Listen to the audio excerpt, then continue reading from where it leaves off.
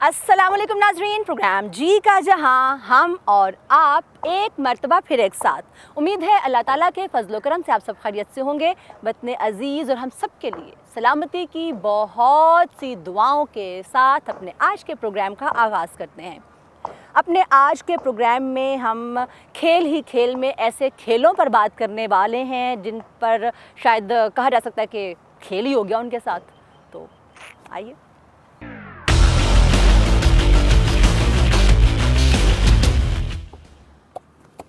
जी, तो आज हम बात करने जा रहे हैं फ़ुटबॉल के हवाले से, ना सिर्फ फ़ुटबॉल के हवाले से बल्कि हॉकी पर भी बात करेंगे। इसके साथ साथ हम बात करेंगे स्क्वॉश पर भी। किसी ज़माने में, मतलब आज से कुछ दहाइयाँ पेशतर, हॉकी और स्क्वॉश तो ऐसे खेल थे जिसमें पाकिस्तान को दुनिया भर में जाना भी गया और माना भी गया।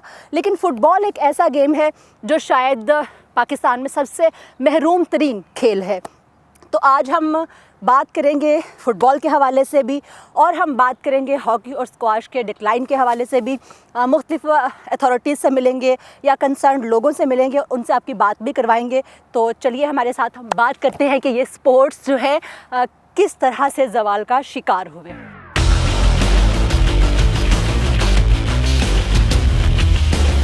जैसा कि आप देख रहे हैं कि इस वक्त हम मौजूद हैं फ़ुटबॉल हाउस के बिल्कुल सामने, और हम आपकी मुलाकात करवाने जा रहे हैं मोहम्मद शाहिद खोखर साहब से, जो कि नॉर्मलाइजेशन कमेटी फॉर PFF के मेंबर हैं।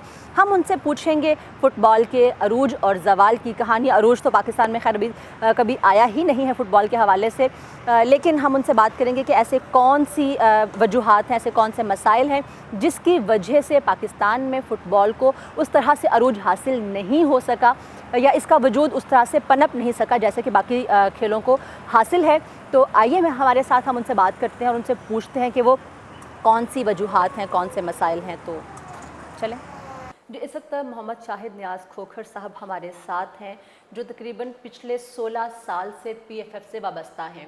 2019 में ये हेड रहे लीग डेवलपमेंट एंड मीडिया के, और इसके बाद कुछ फ़ुटबॉल के साथ मसाइल दरपेश रहे, वो किस नौयत के थे, हम इन्हीं से बात करते हैं। तो बहुत शुक्रिया आपका हमें वक्त देने के लिए और प्रोग्राम में खुशामदीद आपको।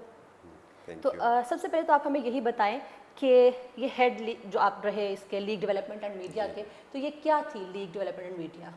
लीग डेवलपमेंट बेसिकली एक आप यूँ समझ लीजिए कि जो लीग्स यानी जो कंपटीशन होता है उसको आप कैसे डेवलप कर सकते हैं और उसके कंपोनेंट्स क्या होते हैं, जिसमें से एक का मैं जिक्र करूँगा जो उस सब्जेक्ट को कवर करता है, वो क्लब डेवलपमेंट है। क्लब डेवलपमेंट के क्लब किसी भी स्पोर्ट्स की एक बुनियादी इकाई होती है, टीम स्पोर्ट की। अब उसमें जो बुनियादी यूनिट है यानी क्लब्स, उसको आप कैसे डेवलप कर सकते हैं। और जिस वक्त हम बात करते हैं फ़ुटबॉल की, तो फ़ुटबॉल के अंदर सबसे ज़्यादा अहमियत हमेशा से फ़ुटबॉल के कल्चर के अंदर ये है कि उसके क्लब्स एक ख़ास अंदाज से आगे बढ़ते हैं और एक क्लब कल्चर हम बोलते हैं वो डेवलप होता है। उसके लिए इंतहाई ज़रूरी है कि आप क्लब्स को इस तरह डेवलप करें कि वो दुनिया की आगे बढ़ती हुई पेस के साथ मैच कर सकें और उनकी फ़ैन फॉलोइंग हो सके, जिसके फिर अपने बहुत सारे असरात होते हैं। अभी आप फ़ैन फॉलोइंग की बात कर रहे हैं, तो हमारे यहाँ स्पोर्ट्स में जो रवैया है हमारा प्रमोशनल या फ़ैन फॉलोइंग के लिए जो फ़ैन क्लब्स हैं, इस हवाले से क्या तमाम स्पोर्ट्स के हवाले से, ख़ास तौर से मैं अगर फ़ुटबॉल की बात करती हूँ, तो उन तकाज़ों को हम मीट करते हैं? फ़ैन क्लब को कैसे डेवलप किया जाता है, इसके ऊपर दुनिया ने बड़ा काम किया है। हम ये समझते हैं कि कोई भी खेल सिर्फ उसकी टच लाइन के अंदर तक है, जबकि पिछले कुछ दहाइयों से हर खेल के ऊपर उस टच लाइन से बाहर या उस ख़ास एरिना जिसके अंदर वो खेला जा रहा है उसके बाहर जो देखने वाले हैं उसके ऊपर बड़ा काम हुआ है, specially after the development of media into this shape, जहाँ पे करंटली मीडिया खड़ा है पिछले 20-30 सालों से। उसमें बहुत ज़्यादा काम हुआ है कि आप खेलने वाले शायकीन को किस तरह ज़्यादा से ज़्यादा अहमियत दे सकते हैं और उनको इंगेज कैसे कर सकते हैं, और ये इंगेजमेंट अल्टीमेटली आपकी रिफ्लेक्ट होती है आपके लिए फ़ंड्स जनरेट करने के लिए, क्योंकि जितनी आंखें ज़्यादा देखेंगी उतना ही उसमें मार्केटिंग की अपील होगी और उतना ही ज़्यादा वो मार्केटेबल आइटम बनेगा जिससे आपके फंड जनरेट होंगे जो आप अपनी डेवलपमेंट के ऊपर खर्च करेंगे। तो इस शोबे के अंदर पाकिस्तान में किसी गेम में भी मैं समझता हूँ कि किसी भी खेल के अंदर इंक्लूडिंग क्रिकेट साइंटिफिक बेसिस के ऊपर काम नहीं हुआ। आपने ये भी देखना है कि आपकी टच लाइन या ग्राउंड के बाहर आपने उसको लोगों के लिए किस तरह एक अट्रैक्शन बनाना है ताकि लोग उससे इंगेज हों। ये एक एलिमेंट है कि आप उसको पॉपुलराइज किस तरह करेंगे। इसके ऊपर दुनिया ने बेतहाशा काम किया। हमारे यहाँ पे ओवरऑल स्पोर्ट्स के ऊपर जैसे मैंने गुजारिश की, काम इस शोबे में नहीं हुआ और फुटबॉल पे तो बिल्कुल नहीं हुआ, बट इसके ऊपर काम हमने किसी हद तक शुरू कर दिया था, बिल्कुल इनिशियल स्टेजेस के ऊपर, लेकिन अनफॉर्चुनेटली उसके बाद फिर चीज़ें रुक गई और फिर आपको पता है कि जो उसके बाद से तब से हो रहा है फुटबॉल के साथ। अभी आप क्लब का जिक्र कर रहे थे कि क्लब्स जो हैं वो इकाई होती हैं। हमारे यहाँ ये जो फुटबॉल क्लब्स हैं ये कहाँ पे हैं, किस तरह से काम कर रहे हैं और इनको आप मतलब किस तरह से सपोर्ट करते हैं? हमारे साथ ऑलमोस्ट 2000 से ज़्यादा, कोई 2400 के करीब रजिस्टर्ड क्लब्स हैं पूरे पाकिस्तान में और वो सारे पाकिस्तान में हैं। और मैं आपको बिल्कुल पूरे अपने यकीन के साथ आपको मैं ये कहता हूँ कि फ़ुटबॉल, लोकल फ़ुटबॉल पाकिस्तान का लोकल क्रिकेट से बड़ी गेम है। ये एक हैरत अंगेज़ सा एक अजीब सा वो दावा है जो मैं कर रहा हूँ। हमारा लोकल फ़ुटबॉल, फॉर एग्ज़ाम्पल, आप अगर लेट्स से आप कराची में किसी जगह के ऊपर आप फुटबॉल ऑर्गेनाइज़ करें, लोकल फ़ुटबॉल वहाँ की मुकामी टीमों का, और वहाँ की मुकामी टीमों का क्रिकेट ऑर्गेनाइज़ करें, तो आई एश्योर यू कि फ़ुटबॉल देखने वालों की तादाद कई गुना ज़्यादा होगी। और ये सिर्फ कराची नहीं है, ये सारे पाकिस्तान में ऐसा है। चंद एक शहरी आबादियों को छोड़ के आपकी जितनी जो आपके बॉर्डरिंग एरियाज़ हैं, आपका KPK के बेशुमार इलाकों में, गिलगित बल्तिस्तान में, आज़ाद कश्मीर में, कराची में, पंजाब में, इवन लाहौर और इस्लामाबाद में आपके लोकल खेल के क्राउड्स इतने बड़े होते हैं कि आप हैरान हो जाएं। सिर्फ हमने उसको एज़ पाकिस्तान फुटबॉल फेडरेशन या गवर्निंग बॉडी उसको कमर्शियल पोटेंशियल के अंदर तब्दील नहीं किया अभी तक, जिसके ऊपर काम करने की ज़रूरत है भी। और इंशाल्लाह ये यूं ही पाकिस्तान का फुटबॉल बेहतर हालत में आता है पॉलिटिकली, तो उसके ऊपर काम किया भी जाएगा। अच्छा, अभी आप चूँकि FIFA normalization committee for PFF के मेंबर भी हैं, और मुझे ये बताएं कि ये जो कमेटी है ये किस तरह से काम कर रही है और ये फुटबॉल को प्रमोट करने के लिए, उसकी आगे अच्छी जो कवरेज है या उसका जो मुस्तकबिल है उसके लिए किस तरह से काम करेगी? अच्छा, ये अब आपने मेरी दुखती रग पे हाथ रखा। अच्छा। वो इस तरह के, जैसा कि इसके नाम से जाहिर है, नॉर्मलाइजेशन कमेटी का मतलब ये है कि चीज़ों को नॉर्मल करना। इसका मतलब ये है कि चीज़ें एबनॉर्मल थीं, जिसके वजह से आपको ज़रूरत पेश आई कि एक कमेटी बनाई जाए जो कि चीज़ों को नॉर्मलाइज़ करे। मैं बहुत बैकग्राउंड में नहीं जाता। 2015 से पाकिस्तान का फ़ुटबॉल एक समझ लें कि सियासी कशमकश का शिकार है, जिसकी वजह से इसके ये आज इस हालात में है। 2015 से लेके अब तक? 2015 से लेके अब तक। 2015 से इस कमेटी का वजूद कब जो था ये कमेटी बनी 2019 में। अच्छा। वो कमेटी जो बनी शुरू के अंदर, उसके मेंबर्स फ़र्क थे, वो 2021 में डिज़ोल्व कर दी गई। वो अपने अहदाफ को हासिल न कर सकी फॉर सर्टन रीज़न्स। उसके बाद फिर 2021 के जनवरी में दोबारा उसको फीफा ने उस कमेटी के मेंबर्स को तब्दील किया। जो नए मेंबर्स बने उसमें मैं I am one of the lucky members, और हमारे चेयरमैन हैं हारून मलिक साहब, वो उसको चेयर करते हैं, और 2021 जनवरी से हम काम कर रहे हैं। अगर हम एक अच्छा रोड मैप बना लेते हैं फीफा AFC की सपोर्ट के साथ, या हम एक रोड मैप बना लेते हैं, उसके बाद जब इलेक्टेड बॉडी आती है, तो क्योंकि फीफा और AFC आपको सारी फंडिंग वहाँ से आती है और उनका चेक साथ अब फ्यूचर के अंदर वो बढ़ता जा रहा है, तो हमें पूरी उम्मीद है कि जो इलेक्टेड बॉडी होगी वो इंशाल्लाह अपनी कुछ उनको हिम्मत करनी पड़ेगी और कुछ वो करेंगे भी, और उसके साथ फीफा और एएफसी की गाइडेंस होगी तो वो उसके ऊपर अमल पैरा हो जाएंगे। कुछ यार्ड स्टिक्स हम छोड़ के जाएंगे, बेंचमार्क्स कुछ हम छोड़ के जाएंगे, और जिसके नतीजे में आने वालों को एक कम से कम रास्ता इंशाल्लाह हमारी कोशिश है कि वो नज़र आना शुरू हो जाए। उसके ऊपर वो किस रफ्तार से भागते हैं उसमें कुछ तो उनका अपना काम करने का तरीकाकार होगा, और दूसरा हम समझते हैं कि फीफा एएफसी की सपोर्ट और चेक ये ज़रूरी है ताकि सीधे रास्ते के ऊपर तेज़ रफ्तारी से सफ़र शुरू हो फुटबॉल। तो यानी इस सारे तनाजुर में हम ये समझ सकते हैं कि आने वाले 10 से 15 सालों में पाकिस्तान जो है वो दुनिया फुटबॉल के मैदान में जो है वो कहीं बराबर खड़ी हो सकती है, या देखें अगर तो आप ये कहें कि पाकिस्तान, कई लोग ये सवाल पूछते हैं अपने मुल्क से मोहब्बत की वजह से कि हम फुटबॉल का वर्ल्ड कप कब खेलेंगे। ये अभी हमारे करने वाला सवाल नहीं है। अभी हमारे करने वाला सवाल ये है, पहला स्टेप है साफ रीजन, साउथ एशियन रीजन। हम कब साफ चैम्पियनशिप कब जीत सकते हैं, पहला सवाल ये है। दूसरा सवाल ये है कि हमारी एशिया के अंदर एक रिस्पेक्टेबल रैंकिंग कब बन सकती है, ऊपर वाले 15 मुल्कों में हम कब तक नज़र आ सकते हैं, उसके ऊपर काम किया जा सकता है। मैं ये समझता हूँ कि 8 से 10 साल में हम 2-3 चीज़ें अचीव कर सकते हैं। नंबर 1, आप विमेन फुटबॉल में बहुत जल्दी इस रीजन के अंदर आगे बढ़ सकते हैं। ठीक है, उसमें बहुत टैलेंट है हैरत अंगेज़ तौर पे। खुसूसन मैं कहूँगा कि हमारे नॉर्दर्न एरियाज़ और इस्लामाबाद, लाहौर में भी, बट नॉर्दर्न एरियाज़ पर्टिकुलरली और कराची, इन 2 जगहों के ऊपर हमारे विमेन फुटबॉल के अंदर बहुत ज़्यादा टैलेंट आगे आ सकता है। उसके बाद विमेन फुटबॉल में हम तेज़ी से आगे बढ़ सकते हैं, फुटसॉल के अंदर हम बहुत तेज़ी से आगे बढ़ सकते हैं, और दूसरा जो मेंस फुटबॉल है उसके अंदर थोड़ा स्लो प्रोसेस होगा, लेकिन 8 से 10 साल में हम एक रिस्पेक्टेबल पोजीशन में पहुंच सकते हैं। गुफ्तगू आप लहजा फरमा रहे थे और एक वाज़े जो पैगाम मिला हमें शाहिद साहब की तरफ से कि आने वाले वक्त में फ़ुटबॉल जो है एक ऐसे मुकाम पर पहुंच जाएगी, वो भी बहुत मुख्तसर मुद्दत में, 8 से 10 साल की मुद्दत में पाकिस्तानी फ़ुटबॉल जो है वो आपको नज़र आएगी उस जगह पर जहां पर हम कह सकते हैं कि आने वाला जो वक्त है वो फ़ुटबॉल का होगा। और अभी हम आपसे चाहेंगे इजाज़त छोटे से ब्रेक के लिए, कहीं मत जाइएगा, हमारे साथ रहिएगा।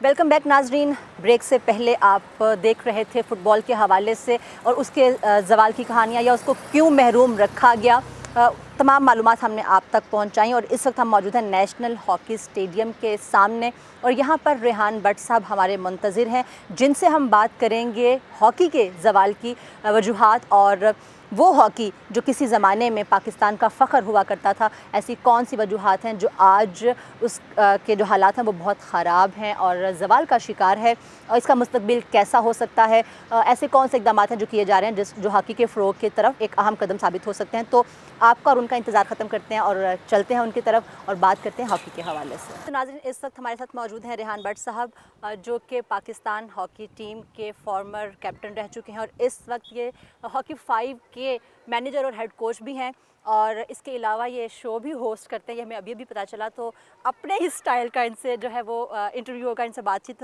होगी। और बहुत शुक्रिया आपका कि आपने हमें थोड़ा सा वक्त दिया और बात करेंगे चूँकि हॉकी के हवाले से। हॉकी ग्राउंड में हम मौजूद हैं और एक वक्त था कि जब हम हॉकी देखते थे तो हमें सिर्फ 2 नाम सुनाई देते थे, समीउल्लाह वगैरह, कलीमुल्लाह, समीउल्लाह, बॉल मतलब इन्हीं के गिर्द घूमती फिरती थी। तो वो क्या है कि वो क्रेज़, वो हाइप जो है वो अब नहीं रही है, डिक्लाइन की वजूहात क्या है हॉकी की? देखें, मैं तो हॉकी के बारे में हमेशा एक ही बात करता आ रहा हूँ कि हॉकी हमारी डिक्लाइन गई है, डिक्लाइन की तरफ इस वजह से गई है क्योंकि क्रिकेट ने अपने जो फॉर्मेट हैं वो छोटे से छोटे बनाता गया है। T20 आ गया, पहले 50 ओवर्स देखते थे लोग, टेस्ट क्रिकेट नहीं देखते थे। उसके बाद T20 आ गया, अब ODI बहुत कम देखते हैं, T20 देखते हैं। इसी तरह हॉकी को बेहतर करने के लिए या हॉकी को देखने के लिए लोग जब तक हमारी आवाम या यंगस्टर्स हॉकी को नहीं देखेंगे उस वक्त तक हमारी हॉकी दोबारा वापस नहीं आ सकती। मेरा आपसे ही क्वेश्चन है कि आप मुझे ये बताएं, आप लाहौर में घूमती हैं, कितनी जगह हॉकी खेलते हुए लड़के नज़र आते हैं? आप लोगों का एक जो सिलसिला होता है, क्लब्स का है सिलसिला, इसके अलावा आप लोग टैलेंट को लेके आते हैं, तो इसमें आप लोगों कहीं पे लैग कर रहे हैं या क्या वजूहात हैं कि क्यों हमें दिखाई नहीं देती देखो, है हॉकी? एक किसी भी इमारत को तमीर करने के लिए ना फाइनेंस की ज़रूरत होती है। अब हॉकी फेडरेशन के पास इतने लिमिटेड सोर्सेज हैं, जब तक गवर्नमेंट ये नहीं चाहेगी कि पाकिस्तान की हॉकी दोबारा टॉप रैंक पे आए, उसके लिए इन्वेस्टमेंट की ज़रूरत है, उसके लिए पैसा लगना है, उसके लिए एकेडमीज़ बननी है। अब मैं कहता हूँ जी, आप स्कूलों को छोड़ दें, क्लबों को छोड़ दें, पाकिस्तान हॉकी फेडरेशन अगर 2 ऐसी एकेडमीज़ लॉन्च कर देता है अंडर 16 और अंडर 19 की, और उसमें 30 से 35 प्लेयर जो हैं वो इंडक्ट करता है पूरे पाकिस्तान से, और एक प्रोफेशनल कोच, मैं ये नहीं कहता कि कोई फ्री का कोच ला के आप उनको ट्रेनिंग कराएं, कोई प्रोफेशनल कोच उनके साथ आप 3 साल के लिए लगाते हैं, तो 3 साल के बाद आपको किसी भी क्लब, किसी भी स्कूल, किसी भी कॉलेज को देखने की ज़रूरत नहीं पड़ेगी। वो जो पीक का ज़माना था हॉकी का, उसमें मुझे याद पड़ता है कि स्कूल लेवल पे हॉकी को बहुत प्रमोट किया जाता था। बहुत से स्टूडेंट्स जो हैं वो हॉकी को खुश दिली से एक्सेप्ट करते थे और खेलते थे, बाकायदा मुकाबले भी होते थे। अभी आप कह रहे हैं कि स्कूल लेवल पे नहीं, क्लब्स लेवल पे, तो क्या ये मतलब वजूहात में शुमार नहीं हो सकता कि हमने स्कूल लेवल से इंटरेस्ट ख़त्म कर दिया हॉकी का? बिल्कुल, हाँ, ये 110% है कि आपने स्कूल को क्या, मैं गवर्नमेंट कॉलेज से पढ़ा हूँ, गवर्नमेंट कॉलेज में एडमिशन मेरा हॉकी बेस पे हुआ था। अब मुझे बताएंगे गवर्नमेंट कॉलेज में कितनी सीटें हॉकी की मिलती हैं? 1 या 2 सीटें मिलती हैं, उससे 1 या 2 सीटों से प्लेयर जो है वो टीम नहीं बनती कॉलेज की। हमारी गवर्नमेंट को बहुत ज़्यादा इंटरेस्ट लेना पड़ेगा। ये वाहिद गेम है जिसके पास 4 वर्ल्ड कप हैं, बिल्कुल, 3 इसमें तो ओलंपिक कोई शक गेम्स ही हैं। नहीं है। आपकी किसी स्पोर्ट्स के पास ये चीज़ें नहीं हैं नहीं जो है, जो बिल्कुल भी पाकिस्तान हॉकी ने दिया है। 1990-60 की अगर मैं बात करूं, रोम में जब पहली दफ़ा पाकिस्तान की हॉकी टीम गोल्ड मेडल जीती थी ओलंपिक्स का, तो लोगों ने नक्शे में पाकिस्तान को ढूंढा था कि ये पाकिस्तान कौन सा मुल्क है। बिल्कुल तो ऐसे ही है। इसको रिकग्नाइज करने वाला स्पोर्ट्स में हॉकी है। और हमारे जो अभी भी गवर्नमेंट जो हमारी है, कोई भी आए, इमरान खान हो, शहबाज शरीफ हो, कोई नवाज शरीफ हो, कोई भी हो, ये चीज़ ज़रूर पता होनी चाहिए कि ये नेशनल गेम ने पाकिस्तान को स्पोर्ट्स में रिकग्निशन दिलाई है, बताया है कि पाकिस्तान भी गोल्ड मेडल जीत सकता है। अच्छा, ये जो हॉकी है, आप देखते हैं कि इंडो पाक की अपनी अपनी एक खेल है, जिसमें डेफिनेटली बाद में ब्रिटिशर्स ने जब वो आए यहाँ पर, उन्होंने इसमें अमेंडमेंट्स किए, नई इस्लाहात जो है वो नाफिज की। तो वो जो इंडो पाक की एक गेम है, ये होम अपनी उनकी गेम है, नेशनल गेम आती है दोनों तरफ, तो अपने बिहाफ पे टीम्स बनाई गई थी, अपने बिहाफ पे खेल खेले गए थे। और अब जब यहाँ पर हम देखते हैं पाकिस्तान के बाद बनने के बाद कि यहाँ पर डिक्लाइन हमें दिखाई देता है, तो हम अपने बिहाफ पे, आप लोग अपने बिहाफ पे क्या कर रहे हैं जिसकी वजह से मतलब आप मनवा सकते हैं अपने आप को? मैं आपको ये बात बताता हूँ, हम लोग ना इस हॉकी की ना सिर्फ खिदमत कर रहे हैं। मैं आपको अगर यहाँ पे ये बताऊं कि हमारा यहाँ पे सुबह शाम ट्रेनिंग कराने के बाद डेली अलाउंस कितना है, तो आप भी कहेंगे आप वाकई खिदमत ही करें। और वो मैं बताता हूँ आपको, मुझे छुपाने की ज़रूरत नहीं है। यहाँ पे जितने भी प्लेयर्स खेल रहे हैं और जितने कोचेस ट्रेनिंग करा रहे हैं, उनको डेली अलाउंस 2000 रुपया मिलता है। आजकल मजदूर 2000 रुपया लेता है। तो ये हम खिदमत ही कर रहे हैं। हम चाह रहे हैं कि पाकिस्तान की हॉकी जो है वो वापस आए, लेकिन वापस लाने के लिए खाली हॉकी प्लेयर या हॉकी फेडरेशन का रोल बहुत नहीं है। कुछ नहीं। डेफिनेटली ये हमारा प्राइड है, हमारा फखर है। और फिर इतने शॉर्ट पीरियड, अब क्रिकेट में आप देखते हैं तो उन्होंने 2020 को शॉर्ट कर दिया, ऐसे ही है, तो ये ऑलरेडी एक शॉर्ट फॉर्म में गेम थी और जल्दी से खत्म हो जाती थी। इसको भी और शॉर्ट कर दिया। अब हॉकी 5 आ गई, ये ग्राउंड आपके पीछे है। हाँ जी, ये हॉकी 5 की ग्राउंड है, ये छोटा ग्राउंड कर दिया गया है। इसमें जहाँ मर्जी से गोल कर सकते हैं आप, बॉल बाहर नहीं जाना, आपके ये बोर्ड्स लगे हुए हैं। इसको भी छोटा फॉर्मेट में ले आए हैं, लेकिन इसको छोटा करने की ज़रूरत इस वजह से पड़ गई क्योंकि लोग जो हैं अब ये चाहते हैं कि हर चीज जल्दी से हो, बिल्कुल। तो इस वजह से ये एक नई जो नया फॉर्मेट इंट्रोड्यूस हुआ, और मैं उम्मीद करता हूँ कि इंशाल्लाह ताला आने वाले वक्त में पाकिस्तान इस फॉर्मेट में बहुत अच्छा होगा। अच्छा, इसमें कुछ रूल्स भी चेंज हुए? जी, रूल्स बिल्कुल चेंज हुए हैं। इसमें पहले अगर आप 11 साइड हॉकी की बात करते हैं तो वो डी एक बनी होती है, उसके अंदर जाके आपने गोल करना होता है। इसको आप कहीं से भी गोल कर सकते हैं। इसमें बॉल बाहर नहीं जाना, आउट नहीं होना। उसके बाद छोटे से फाउल पे आपको 1 अगेंस्ट 1 चैलेंज मिल जाता है गोलकीपर के साथ। तो ज़्यादा से ज़्यादा गोल इसमें आपको देखने को भी मिलेंगे। और लोगों का इंटरेस्ट भी डेवलप होगा, क्योंकि इसमें 10-10 मिनट के 2 हाफ हैं और 20 मिनट में टोटल मैच ख़त्म है। इट्स काइंड ऑफ, मैंने आपको वही कहना, T20 क्रिकेट की तरह 20 मिनट की हॉकी कर दी उन्होंने। सही हो गया। तो ये एक फॉर्मेट, ऐसा फॉर्मेट है जिसमें पाकिस्तान मेरे ख्याल से कि अच्छा परफॉर्म करेगा। अच्छा, तो ये तो एक मखसूस हो गया ना, लेकिन मैं एक जनरली बात कर रही हूँ। जैसे अभी मैंने पहले भी जिक्र किया कि स्कूलों से हॉकी जो है वो निकाल दी गई या निकल गई, तो आहिस्ता आहिस्ता लोगों के जहनों से हॉकी जो है वो मादूम हो रही है। तो लोगों को अट्रैक्ट करने के लिए इंडिया पाकिस्तान के मैच के अलावा आप लोगों की तरफ से कोई सजेशंस हैं कि अगर ऐसा किया, जैसे अब देखें आईटी का ज़माना है, हर तरफ मोबाइल्स और सोशल मीडिया, तो कोई ऐसी कैंपेन, क्योंकि अब मैं फिर बात करूँगी कि बहुत सी गवर्नमेंट्स जो हैं वो सोशल मीडिया को अपनी हाइप के लिए इस्तेमाल करती रही हैं, तो क्यों हॉकी इसको क्यों नहीं इस्तेमाल करता? हॉकी बेसिकली अगर आप सोशल मीडिया की बात करते हैं तो हॉकी फेडरेशन का एक अपना आईटी डिपार्टमेंट है, वो उसके ऊपर सारी सजेशन, सारी चीज़ें हाइप क्रिएट करने के लिए हर चीज़ करता है। लेकिन अगर यहाँ पे इंटरनेशनल टीम्स नहीं आके खेलेंगी, जब तक, अगर आज यहाँ पे हॉलैंड की टीम आती है तो जी, यहाँ पे अगर आज हॉलैंड की टीम आती है, इंडिया की टीम आती है, जर्मनी की टीम आती है, लोग डेफिनेटली आके यहाँ पे इवेंट देखेंगे। और इसमें कोई शक नहीं कि जर्मनी और हॉलैंड ऐसी टीमें हैं कि जैसे हम इंडिया और पाकिस्तान की बात करते हैं, तो जर्मनी के साथ मैच हो या हॉलैंड के साथ मैच हो, तो वो मैच वाकई में देखने वाला होता है। बिल्कुल पिन ड्रॉप साइलेंस होती है ग्राउंड के अंदर, और जब गोल्स होते हैं तो जो एक समा बनता है, इसमें कोई शक नहीं है कि हॉकी ऐसा खेल है जिसने वाकई में बहुत बार पाकिस्तानियों का सर फ़ख्र से बुलंद किया, और यहाँ पर अभी भी जो मुस्तकबिल है पाकिस्तान का वो रोशन है। और इसमें कोई शक नहीं है कि अगर हमारी तरफ से सपोर्ट मिले, आवाम की तरफ से सपोर्ट मिलती है और गवर्नमेंट की तरफ से सपोर्ट मिलती है, जिसका बार बार जिक्र भी करते हैं व्हाट्सएप के, इनको बहुत शिकायतें हैं सरकार से, तो अगर ये तमाम यूनिट्स मिल जाते हैं, मतलब आवाम भी मिल जाते हैं, प्राइवेट जो सेक्टर्स है वो भी साथ में मिल जाता है, गवर्नमेंट मिलती है, इन लोगों की अपनी एफर्ट्स हैं,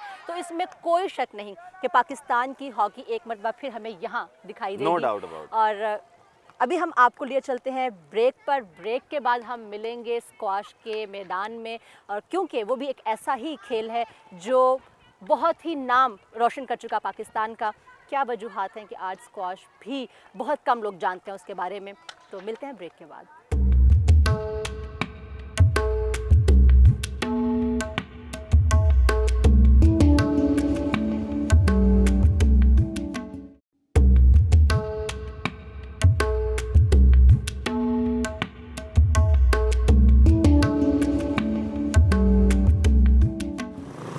एक मरतबा फिर खुशामदेद प्रोग्राम में, और अपने आज के प्रोग्राम में हम जिक्र कर रहे हैं उन खेलों के हवाले से जो कभी पाकिस्तान का प्राइड थे।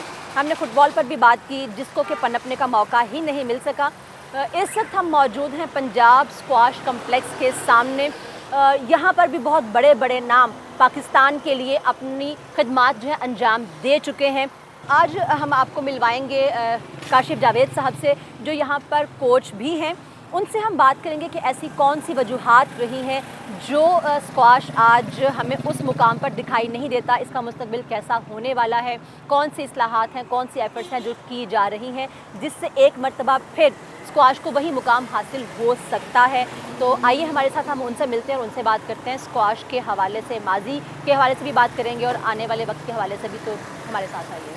पंजाब स्क्वाश कम्प्लेक्स में इस वक्त हम स्क्वाश कोर्ट के सामने मौजूद हैं, जहां पर मुल्क का मुस्तकबिल बड़ी तनदही के साथ खेलने में मसरूफ़ है, मुस्तकबिल के ख्वाब सजाए यहाँ पर आपको दिखाई दे रहे हैं। तो हमारे साथ मौजूद हैं काशिफ जावेद साहब। हम इनसे बात करेंगे कि ये वो स्क्वाश कोर्ट है जहाँ पर बहुत बड़े बड़े नाम खेलते रहे हैं और उन्होंने पाकिस्तान का नाम रोशन किया।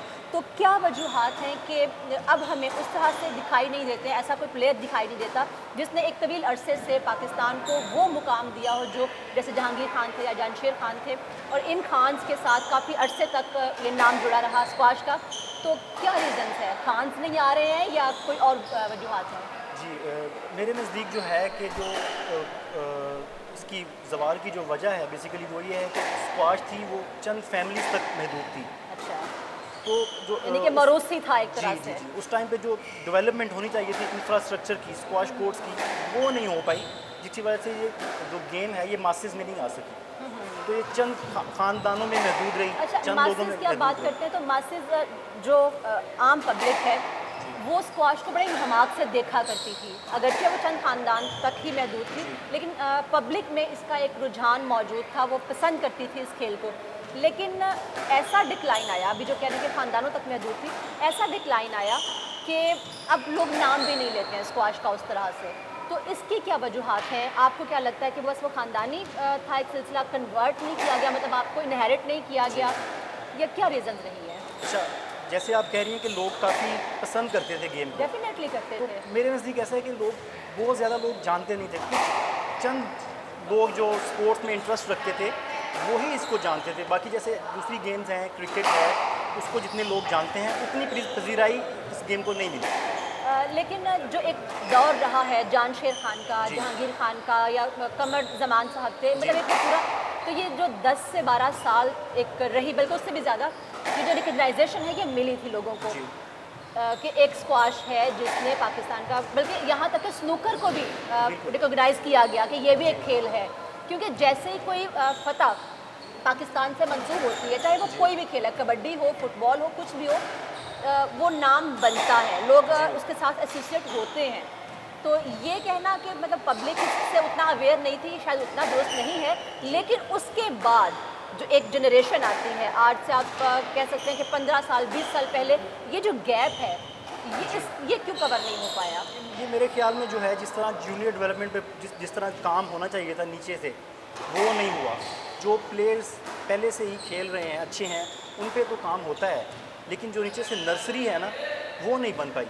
तो इसकी वजह से क्या मुराद है? नर्सरी से मुराद है जैसे ये बच्चे खेल रहे हैं अंडर 9 से अंडर 13, 5 से 8 का एज ग्रुप कह लें आप, तो उस पर काम नहीं हुआ, उस पर तवज्जो नहीं हो सकी।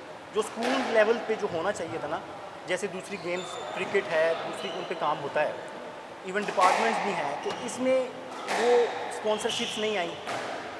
हाँ, इसकी वजह से जो है ना, फंडिंग के इश्यूज भी हैं इसमें थोड़े से, इस वजह से जो है ना, ये वो जो हमारा मुकाम था वो हम यूज़ कर रहे हैं। आप लोगों ने कभी प्राइवेट कोर्स के साथ जो वहाँ का टैलेंट है उनको मिला के कोई आपने कोशिश की हो कि वहाँ से टैलेंट निकाला जाए, उसको प्रमोट करें, उसको आप इंटरनेशनली या नेशनली लेके जाएं, और वो जो एक दोबारा से रिवाइव करने का सिलसिला वो शुरू किया जा सके? अभी जीसी यूनिवर्सिटी के साथ मैंने MOU साइन किया था हमारे पंजाब स्क्वाश ने, तो लेकिन वो सीनियर बच्चे वहाँ पे हैं काफ़ी, तो जो जूनियर डेवलपमेंट प्रोग्राम है वो यहीं पे ही चल रहा है, वहाँ पे नहीं है।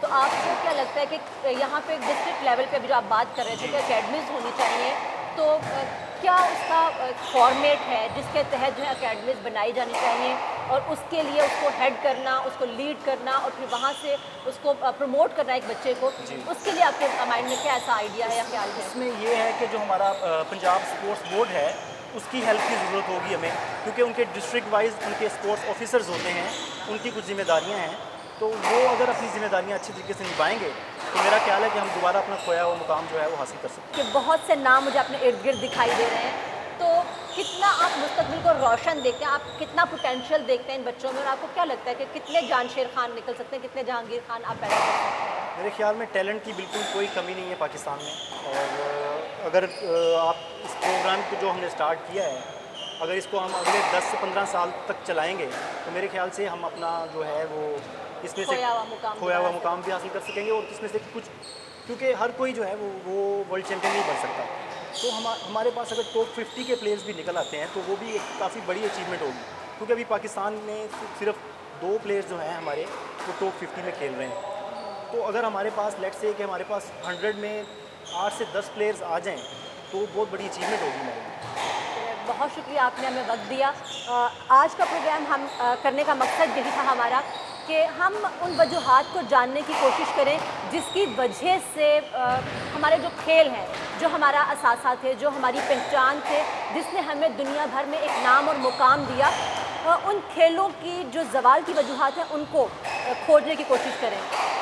और इस सारे प्रोग्राम में जो हमने असेस किया, जो हमारी अपनी एक महदूद सी आप असेसमेंट ही कह सकते हैं, वो यही है कि इन तमाम इदारों को शिकायत है हुकूमत से, इन तमाम इदारों को शिकायत है प्राइवेट जो इदारे हैं उनसे, इनको शिकायतें हैं लोगों से जो इन खेलों में दिलचस्पी नहीं रखती हैं। एक ही खेल है जो बार बार मुकाबले पे आता है कि क्रिकेट की प्रमोशन के लिए जितनी एफर्ट्स की जाती हैं शायद बाकी खेलों को उतनी तवज्जो नहीं दी जाती। ये तमाम खेल हमारे अपने हैं, हम सब पाकिस्तानी हैं और इन तमाम खेलों को हमें उसी तरह से ओन करना है जैसे कि हम क्रिकेट को ओन करते हैं। तभी एक मरतबा फिर से पाकिस्तान उसी मुकाम पर पहुंचेगा। वो स्क्वाश का मैदान हो, वो हॉकी का मैदान हो, वो क्रिकेट का मैदान हो, वो स्नूकर का मैदान हो, वो कबड्डी हो, वो पहलवानी हो, कोई भी खेल हो, पाकिस्तान एक मरतबा फिर दुनिया भर में उभर के सामने आ सकता है अगर अवाम, हुकूमत और ये तमाम इदारे मिल के काम करें। प्रोग्राम आपको कैसा लगा अपनी राय से हमें आगाज़ ज़रूर कीजिएगा, क्योंकि आपकी राय और फीडबैक हमारे लिए बहुत अहम है और आगे बढ़ने में हमारी मदद करती है। अपनी मेज़बान नसरीन बट और टीम जी का जहां को इजाज़त दीजिए। आइंदा किसी नए प्रोग्राम में किसी नए मौजू के साथ दोबारा आपकी खिदमत में हाजिर होंगे। अल्लाह हाफ़िज़।